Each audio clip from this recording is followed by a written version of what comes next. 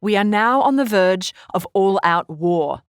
King Henry IV and his royal army stand ready to defend the crown against Hotspur's rebels.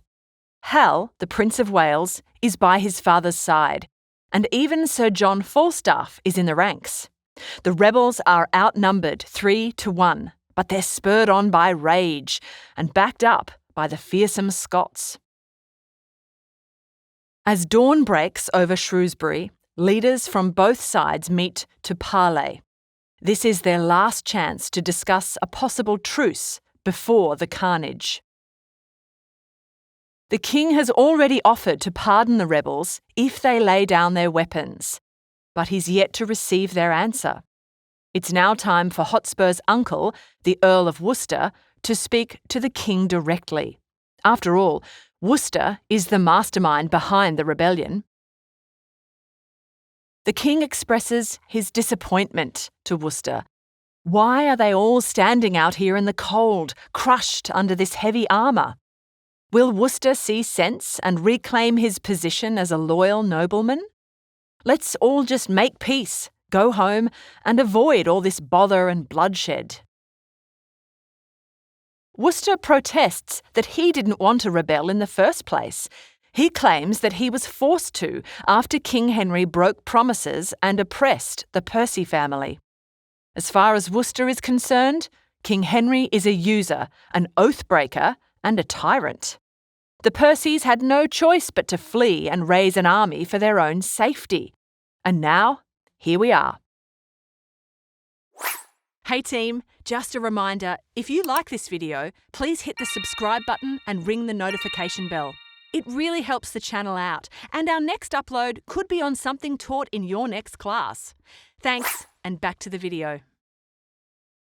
But King Henry has heard all this before. The Percys and their minions have been repeating it to anyone who'll listen. They've whipped up support among ignorant folk who are easily excited by the mere mention of a revolution.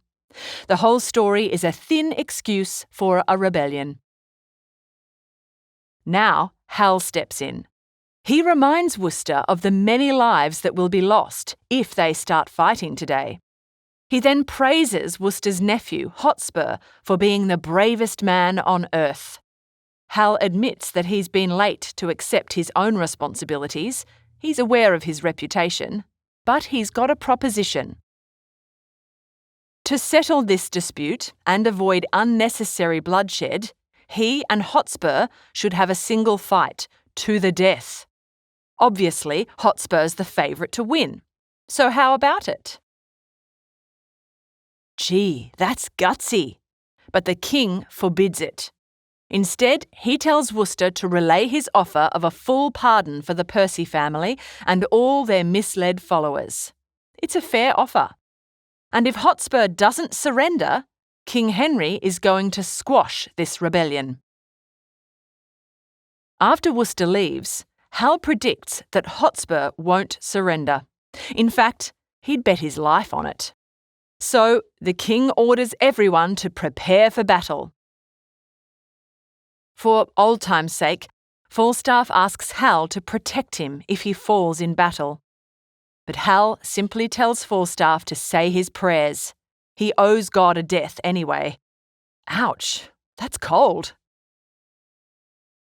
When Falstaff is alone, he reflects on how his debt to God isn't due yet. He refuses to offer his life too early and couldn't give a stuff about honour. Honour can't save you or heal you.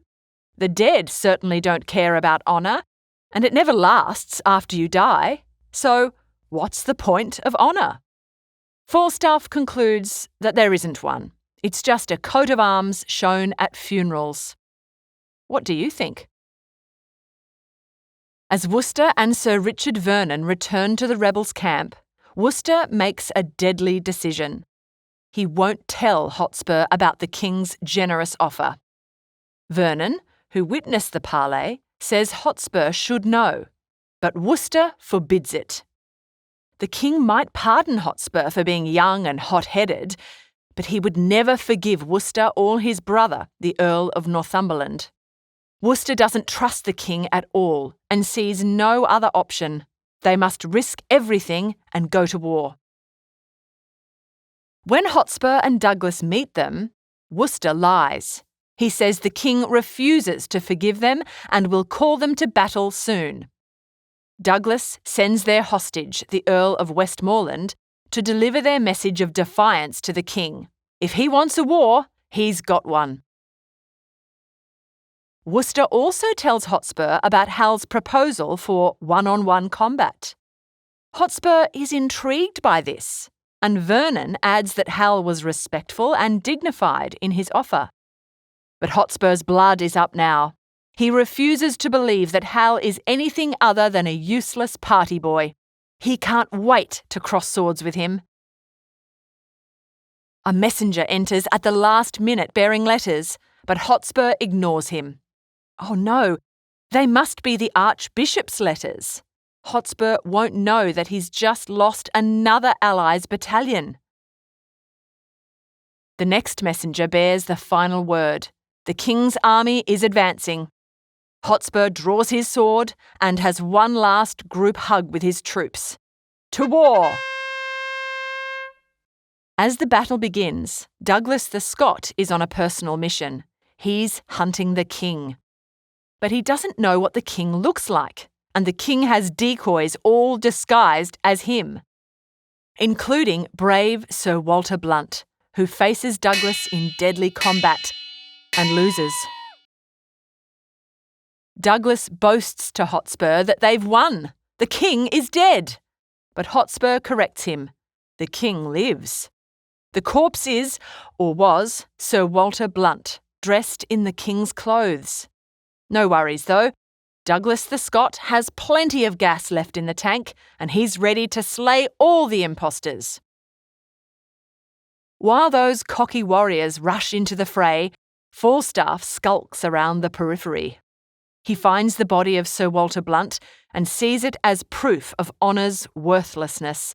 Falstaff is hot, heavy, and hoping to avoid injury. His poor soldiers have been slaughtered, not that they had much hope of surviving anyway.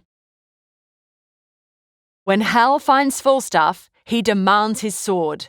Many brave knights are dead and must be avenged. Falstaff hands over his gun holster instead, which holds a bottle of wine. Not seeing the humour, Hal throws the bottle at Falstaff and rides away.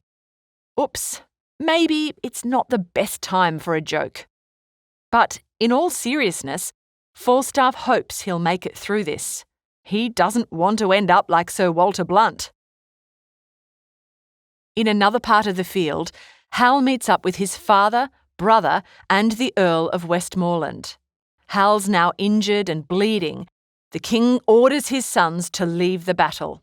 But they both refuse. They must keep fighting to keep up morale. Hal is very proud of his younger brother, Lord John of Lancaster. He's so brave. He even faced Percy and had him cornered. But now the king is cornered by Douglas the Scot. At first, he assumes he's targeting another impostor, but the king's demeanour shows him otherwise. Keen for glory, Douglas viciously attacks the king. Is King Henry's number up? Not yet. Hal charges in and takes over the fight. And guess what? Douglas runs away. The king is touched by Hal's rescue and declares that Hal has thoroughly redeemed himself. Hooray! But there's no time for a warm and fuzzy scene. The battle rages on, and they must help their struggling comrades. Soon enough, Hal's moment arrives. Hotspur has found him, and it's time for their showdown, Harry versus Harry. Hal is ready for this. There's not enough room in England for the two of them, and Hal intends to take Hotspur's honours. As they fight, Falstaff arrives on the scene to cheer Hal on, but he attracts the attention of Douglas the Scot, who attacks him. They fight, and Falstaff falls to the ground.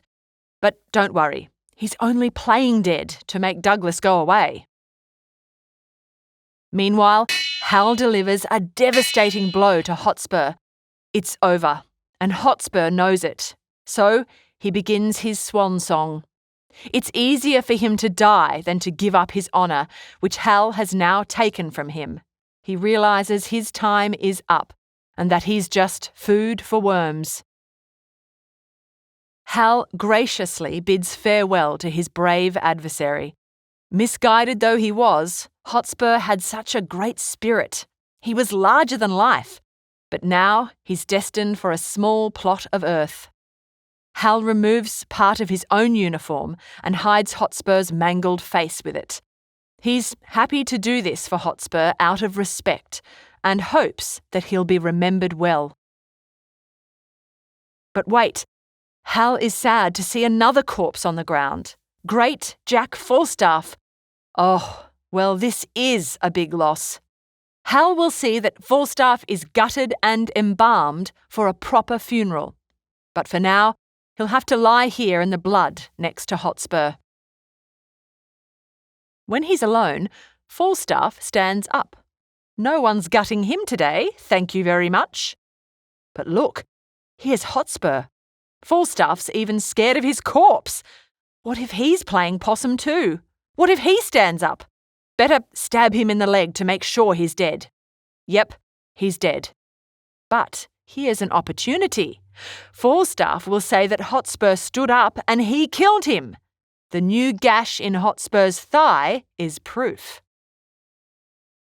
He slings Hotspur over his shoulder like a sack of potatoes and goes looking for Hal. When he finds him, Hal can't believe his eyes. Is this Falstaff's ghost? Nope. Falstaff's backchat confirms that he's alive and well. He offloads Hotspur's body and expects full royal honours for slaying him. Maybe an earldom or something.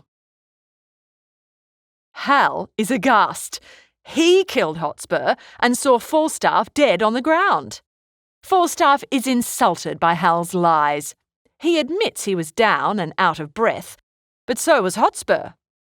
When they both stood up, Falstaff fought for an hour to finish him off.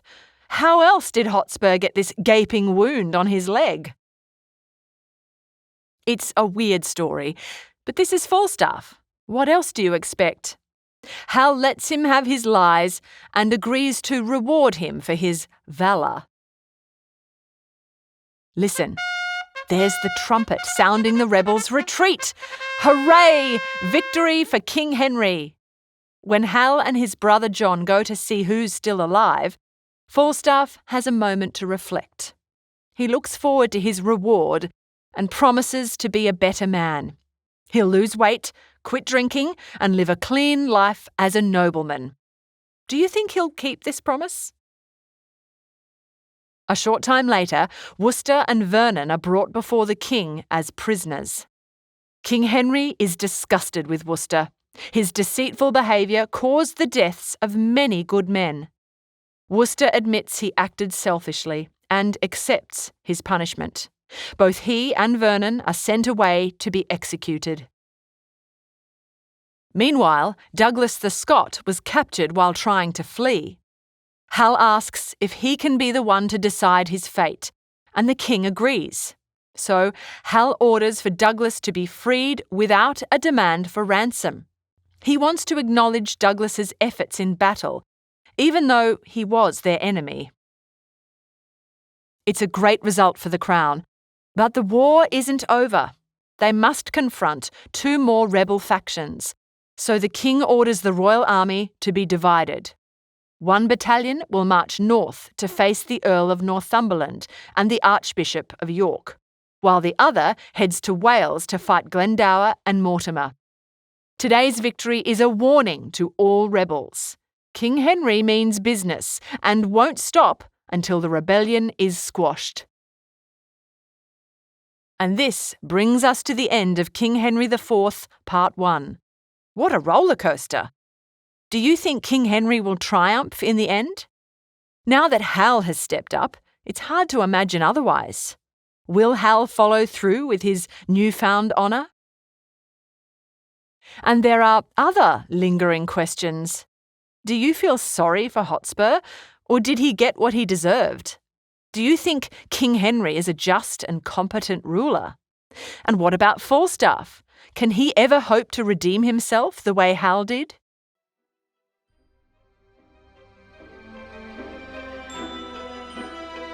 We hope you enjoyed this Schooling Online production.